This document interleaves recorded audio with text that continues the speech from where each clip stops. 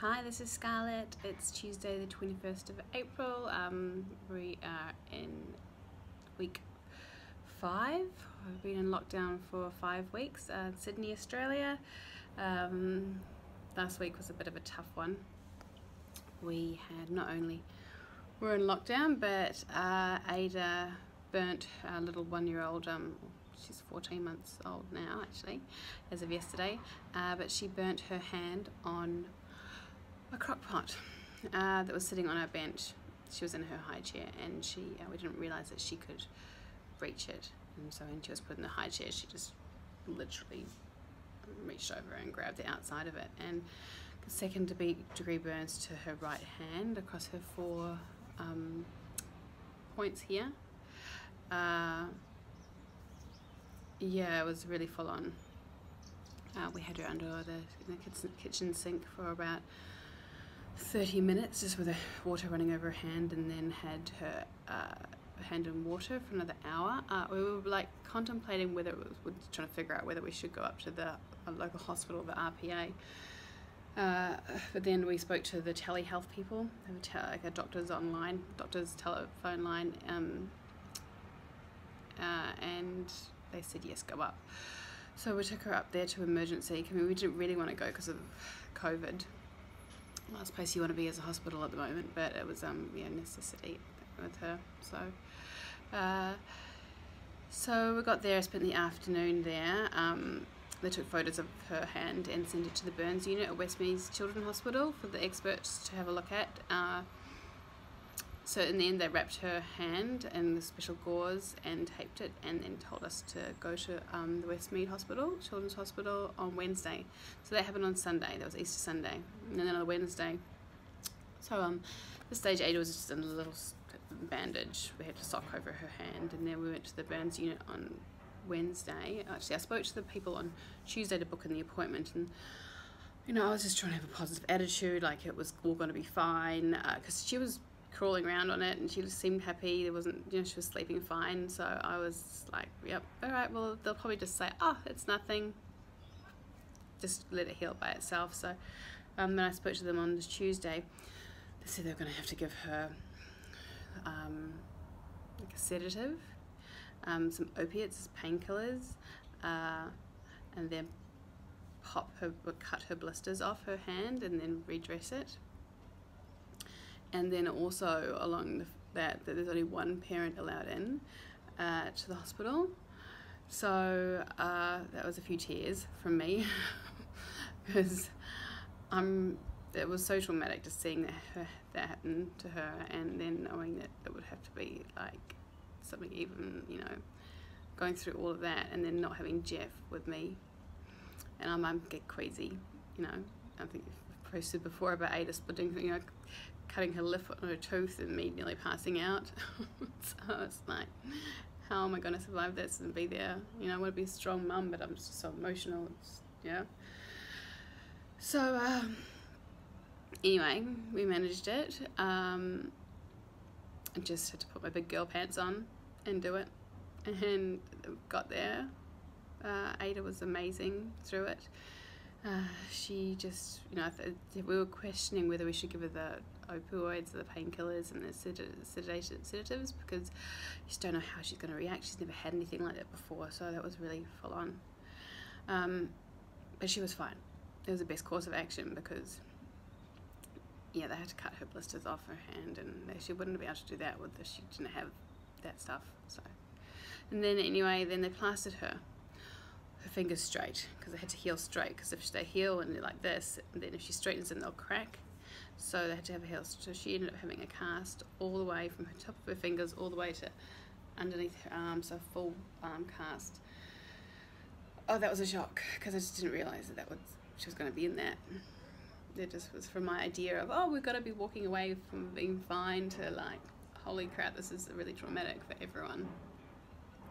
So it was just really hard to see her trying to crawl on the cast and falling on her, face planting it and getting really upset, and so rough.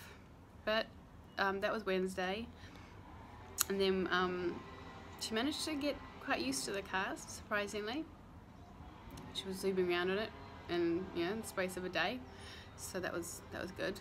And then went back to the hospital yesterday, which was Monday, and so it was like a week and a day since the whole accident happened, and they took the cast off, and the burns look like they're healing fine. She's in still got these little plasters on 3 of her fingers for until Thursday for another 3 days, and then we've got to rub cream into them like 5 times a day for the next month or so, and then it shouldn't have any lasting damage or anything, or any scarring. So it's just like a breathing sigh of relief after that. That was like so intense. I had to grow up so much, more than I thought I would be able to, and you know, just man up, woman up, I should say. I was going to say man up, but I'm not. I had to woman up, and we did it. We got through, but wow, so stressful. Lots of tears. Yeah. But who knew parenting was just going to be this hard? Yeah, and I just felt like I lost my self-confidence because everything was going so amazing, and I felt like it was so amazing. We're in lockdown, but I just thought I was managing it really well and looking after Ada and cooking these amazing meals every day and studying psychology and exercising, and you know, I felt like I was achieving some stuff, and then it just went boom. That happened to Ada, and then there was my study. I was taking a lot longer to do it than it said the allocated time was, and that was just because I guess I haven't studied it in such a long time, and it's all new stuff. Like, it's all about the different structures of the brain and the different lobes and the different research techniques, and Freud and Skinner and the different conscious behavior, and then the behavior all these behaviorism.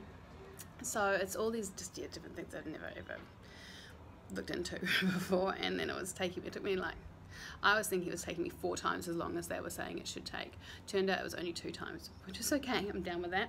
And then I did my first test, and it was I passed. I got 83% the first go, and then 100% after that. So that was good. But last week I was just like, I guess because my confidence was so knocked from Ada, and then I felt like I was just failing in this course, and then we were in lockdown, and that was getting to me, and then it was all in a bit of a spiral. But I feel like I'm coming out of it now. I think yesterday, after bringing Ada home and knowing there was going to be no damage, permanent damage to her, I just breathed a sigh of relief, and I was so hungry. I think I was just felt so empty, like emotionally drained, that I was just wanted to eat and just fill myself up with like all this homely, stodgy foods. And yeah, slept well last night. Got up this morning, did the exercise again. We big walk with Ada and Jeff this morning actually, and then did yoga and meditated, and now so I think we're back on track. Fingers crossed, because that wasn't very fun. Yeah, plus Ada's still teething like crazy, so I guess she was just struggling like a lot last week too, like hand and cast and teething and just being out of sorts, and she wasn't a happy baby. So yeah, our household not so fun last week, but hey, the sun's shining today, and we're all going to be okay, so yay, positive. So also, after that, I went to Bunnings the other day and just got to the baby safety section, and baby proofed our house. Like, our coffee table's now got this foam all around the outside of it. The plugs have got like these power outlets. They've got these little plastic things that go into them. All the doors have these little foam things over the door, so the doors don't shut properly. Plus, I've got like door stops underneath 2 of the doors. We've got corners, little squishy corners that go on things, and I've got like these things that attach the cupboards, close the drawers so she can't get into them, which we've got to still install. But yeah, so now the house, I'm feeling a bit better about that, because you just don't think, like, I was just, no, she's fine, she'll be fine, nothing will go wrong, and now I realise how bad it can go, and that wasn't even like a really, really bad one. For me, it felt really bad, but it could be much worse. So now we're just being super careful. And she's Ada's now obsessed with Bella, so she is after her all the time, yanking her ears, pulling her tail, whacking. She starts to pet her nicely, and then she's like, she doesn't get a reaction because Bella's like, she's patting me nicely and not moving, and then she just whacks her, and then Bella refuses to move because she's like, no, this is my spot, and then Ada just chases her, and this is this ongoing battle between them of Bella being stubborn and Ada like just wanting her to just whack and pull around. Pull around. She comes out with clumps of her hair. Bella has not scratched her yet. Fingers crossed she doesn't. But I guess hopefully she just realizes that she's like a kitten, and she doesn't mean it. She's just, you know, doing that. So it's keeping those two kids away from each other. Yeah. So to end on a fun note, after all of that, Ada's been doing this Kaboom thing. I think it's part of her learning how to stand up and walk, but she likes to, if I'm lying on the ground or if Jeff is lying on the ground, she likes to stand, like push herself up on us, so she's standing and then like belly flop down on us. So just for fun. And I was lying on the ground the other day while Ada still had her cast on, and then Bella was coming up and lying with me, and then Ada was started doing the Kaboom thing when I was lying on my stomach, so I couldn't grab her properly. But anyway, it still looks quite funny, so I will end this video with that one, just to have a little sneak peek, and hope everyone is surviving this lockdown thing and did have a better week than us last week. So alright, lots of love to you. Bye. Oh, move the other way. Bella, I would watch out.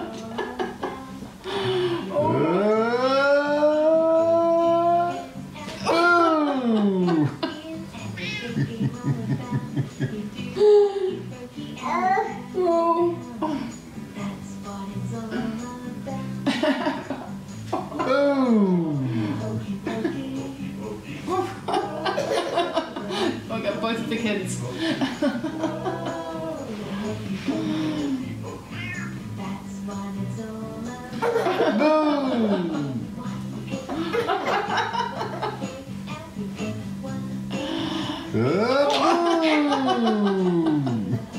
Oh my goodness.